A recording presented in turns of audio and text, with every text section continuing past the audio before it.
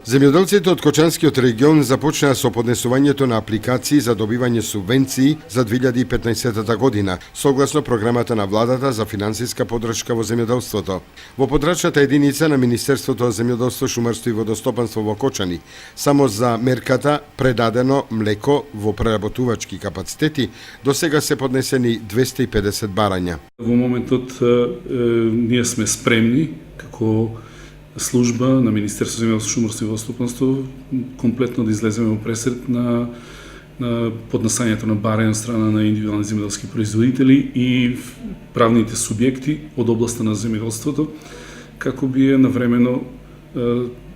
поднеле своји апликации за финансиска поддршка по некои од мерките за финансирање на програмата за финансиска поддршка за земјоделството. Во изминатиот период имаме забележено рекордно голем број на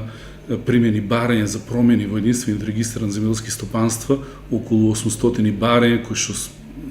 се при крај, така да подрачна единица на Министерството за земјоделство од Кочани изразува потполна спремност за комплетен прием на сите заинтересирани субјекти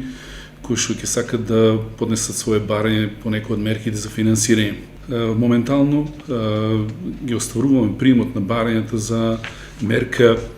2.4, односно првата фаза за произведено млеко во млекарниците, крозио, кравио и овчо млеко во некои од преработувачките капацитети на подрачјето. Тоа е прва фаза која опфаќа предадено млеко во периодот октомври, ноември, декември, јануари 2014.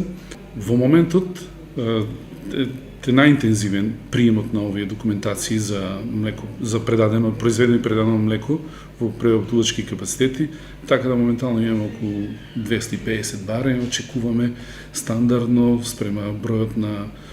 на одгледувалишта и добиток кои што ги поседуваат земјоделски производители, негде околу 400 до 500 броја поднесени апликации за оваа мерка. Инаку земјоделците за да аплицираат треба претходно да имаат евидентирани податоци во единствениот регистар на земјоделски стопанства и регистарот за идентификација и регистрација на домашни животни.